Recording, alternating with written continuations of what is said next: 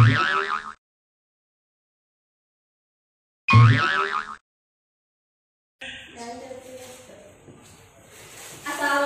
murid-murid. Waalaikumsalam. Selamat siang. Selamat siang. Apa kabar semuanya? Baik. Baik ya. Sebelum kita mulai pelajaran kali ini, mari kita berdoa dulu. Coba dipimpin oleh KM-nya berdoa. Sejahtera pimpin doanya. Sebelum belajar, mari kita berdoa dulu.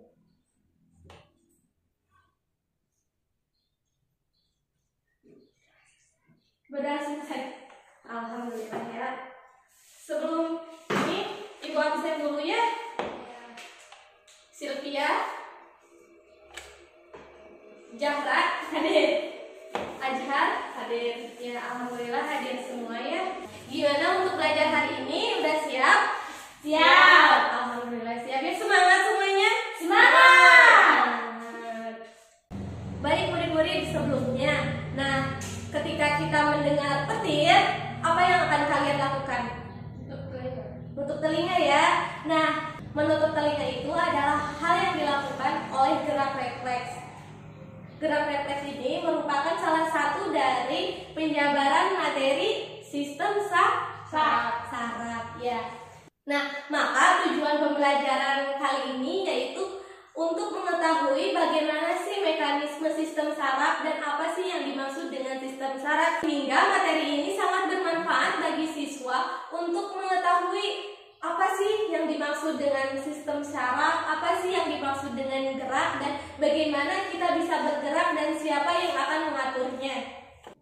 Nah, pembelajaran kali ini yaitu mengenai sistem saraf. Apa sih itu sistem saraf dan bagaimana fungsinya? Ada yang tahu? Sistem saraf berfungsi untuk menerima pesan dan menanggapi pesan tersebut. Saraf juga merupakan bagian dari tubuh yang berfungsi untuk menerima rangsang dan kemudian menanggapi rangsang tersebut. Nah, perlu diketahui sih apa itu sistem saraf. Sistem saraf itu tersusun atas berjuta-juta sel. Nah, saraf ini juga mempunyai hubungan kerja seperti mata rantai yang berurutan antara reseptor, sistem saraf, dan efektor. Apa sih yang dimaksud dengan reseptor? Reseptor itu adalah satu atau sekelompok sel saraf dan sel lainnya yang berfungsi untuk mengenali rangsangan tertentu yang berasal dari luar dari dalam tubuh. Alat yang menerima rangsang atau reseptor meliputi dua macam, yaitu ada reseptor luar dan reseptor dalam. Reseptor luar ini atau eksoreseptor berfungsi menerima rangsang seperti bau, rasa, sentuhan, cahaya, suhu, dan lain-lain. Misalnya kulit, mata, hidung, telinga, dan lidah. Sedangkan reseptor dalam adalah intrareseptor yang berfungsi menerima rangsang seperti rasa kenyang, rasa lapar, rasa nyeri, kelelahan, dan lain-lain. Dan apalagi coba? Pusing bisa ya.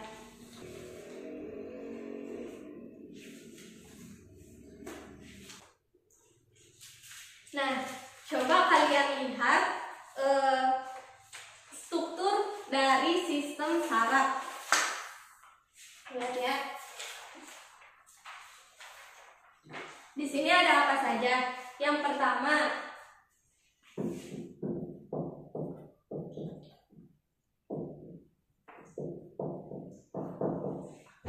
ada apa? Dendrit ya. Terus yang kedua ada badan sel. Iya benar. Terus ada apa lagi? Inti sel. Terus ada selubung mielit. Iya, selubung mielit. Terus ada apa lagi? Akson. ya, ujung akson ya. Nah, bisa dilihat apa sih fungsi dari dendrit, apa fungsi dari badan sel, apa fungsi dari selubung mielin, dan apa fungsi dari akson. Nah, kita perlu ketahui bahwa yang pertama, nah badan sel yang ini ya. Nah, badan sel ini merupakan sel saraf yang mengandung inti sel yang ada di dalamnya yang warna bulat. Itu tuh inti sel ya. Neurofiblin, badan Golgi, mitokondria, dan sitoplasma.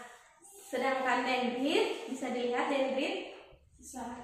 Nah, dendrit ini berfungsi untuk meneruskan rangsangan dari organ penerima rangsang atau reseptor ke badan sel. Badan sel tadi yang berbentuk kayak gini ya. Dan akson. Akson bisa dilihat akson.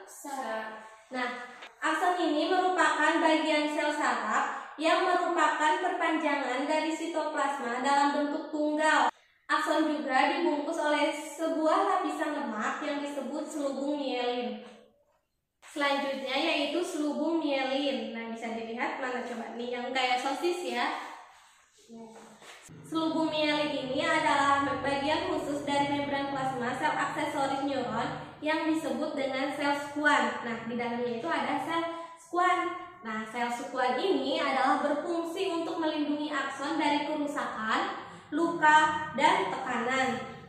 Selanjutnya di sini tuh kan ada jeda-jeda kayak gitu ya,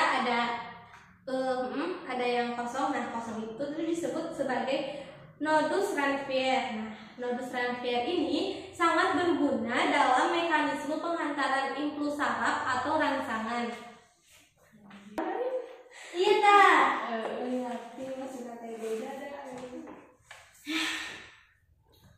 Nah, di dalam sel saraf ini terdapat dua macam gerak.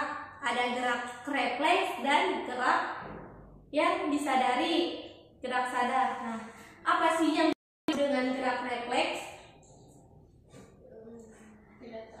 Gerak refleks. Nah, gerak refleks ini merupakan gerak yang kita tidak sadari. Misal tadi kayak mendengar suara petir, tiba-tiba kita langsung menutup kuping. Atau juga ketika kita kaget, langsung ada yang kayak gitu tuh kan. Atau juga kalau ada barang benda atau barang yang jatuh ke kita, kita langsung menghindar. Nah, itu tuh gerak refleks, gerak yang tidak kita sadari. Nah, sedangkan gerak yang sadar yaitu gerak yang kita sadari. Misal kita ngambil pulpen, kita ngambil buku, kita berjalan, kita kita menulis ya. Nah, bagaimana sih terjadinya gerak sadar dan gerak refleks? Ada yang tahu? Tidak.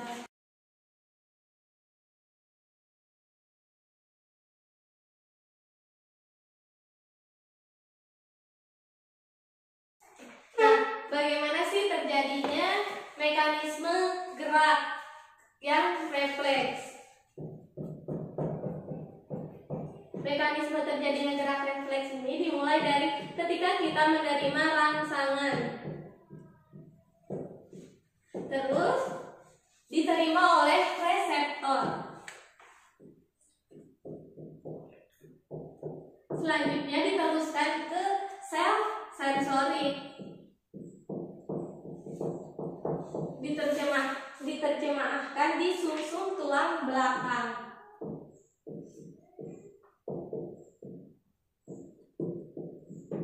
Selanjutnya ke sel motorik.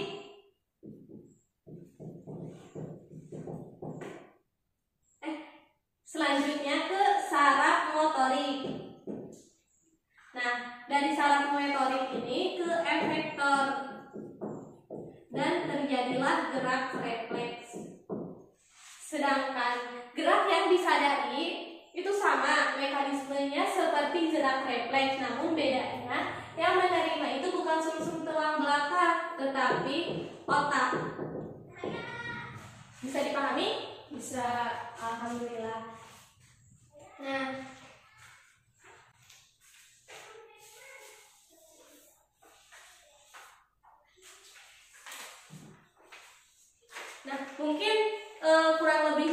ini susunan sistem saraf pada manusia. Nah, sistem saraf ini terbagi menjadi dua, ada sistem saraf pusat dan ada sistem saraf tepi. Nah, sistem saraf pusat ini dibagi lagi ada otak dan sumsum tulang belakang. Otak lagi dibagi menjadi tiga, ada otak depan, otak tengah, otak belakang. Sedangkan untuk sistem saraf tepi ini dibagi menjadi sistem saraf tubuh atau somatik dan sistem saraf otonom. Sistem saraf tubuh ini ada 31 pasang di sumsum tulang belakang, terus ada 12 pasang di otak.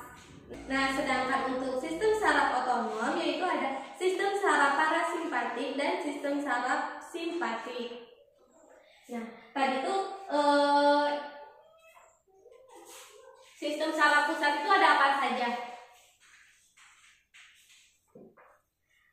Ada ada sumsum tulang belakang dan juga ada otak. Nah, tadi itu sistem saraf pusat itu ada apa saja? Ada otak dan juga sumsum tulang belakang. Ya. Otak ini kan terbagi menjadi tiga, ada otak depan, otak tengah, dan otak belakang. Nah, otak depan ini berfungsi dalam penciuman. Maksud penciuman itu kayak ini, hidung. Misal kita mencium wangi, bau, ya. Sedangkan otak tengah ini merupakan bagian terkecil yang berfungsi sebagai penglihatan pusat, pengatur refleks pupil pada mata.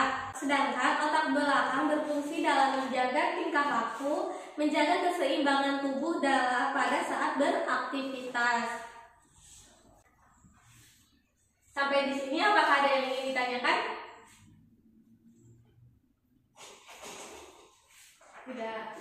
Tidak ada ya.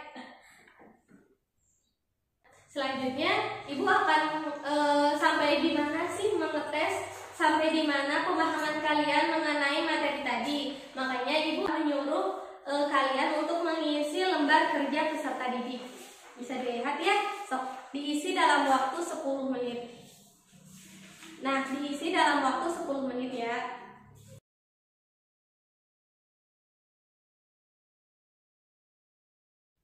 Waktunya sudah selesai. Apakah ada yang bisa jawab pertanyaan nomor 1? Jangan bisa jawab tidak. Coba disebutin jawaban kamu. Dendrit, badan sel, inti sel, selubung. Nomornya pakai nomor. Yang nomor 1 apa? Dendrit. Nomor 2 badan sel. Nomor 3 inti sel. Nomor 4 selubung miliar.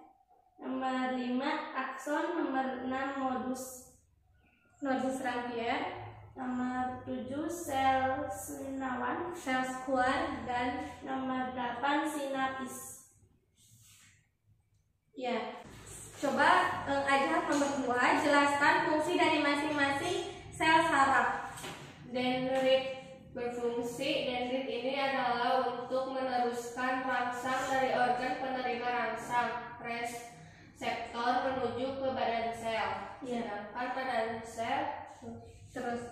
Sedangkan badan sel mengandung inti sel, neurofibril, badan Golgi, mitokondria, dan sitoplasma. Alhamdulillah ya, kalian menjawabnya dan sudah cukup baik, sudah benar juga.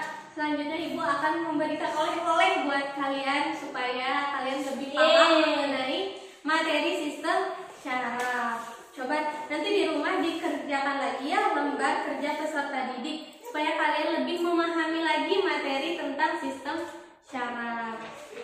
Ya. Mungkin pembelajaran mengenai sistem saraf bisa dicukupkan sekian. Coba ada teman-teman yang bisa menyimpulkan pembelajaran hari ini itu seperti apa sih? Coba ada yang mau menyimpulkan? Aku. Iya. Coba sok jaga simpulkan pembelajaran hari ini. Sistem saraf berfungsi untuk menerima pesan dan menanggapi pesan tersebut. Saraf merupakan bagian dari tubuh yang berfungsi untuk menerima rangsang dan kemudian menanggapi rangsang tersebut. Struktur sel saraf ada dendrit, badan sel, akson, nukleus, selubung miliar, sel senawan, Nodus Ranvier Terminal Akson. Alhamdulillah ya, materinya cukup dipahami dengan baik. Terima kasih buat kalian semua. Coba tepuk tangan buat kalian semua. Kalian hebat semua ya. Jangan lupa belajar juga di rumahnya supaya lebih paham mengenai materi ini. Untuk pembelajaran minggu depan yaitu mengenai sistem peredaran darah. Kalian baca-baca juga ya buku mengenai sistem peredaran darah supaya nanti kita bisa langsung belajar di sini supaya kalian punya bekal ketika pembelajaran. Sebelum pelajaran ini disudahi, alangkah lebih baiknya kita berdoa terlebih dahulu ya. Coba kalian pimpin doanya. Sebelum pembelajaran kita berdoa dimulai. Berdoa selesai.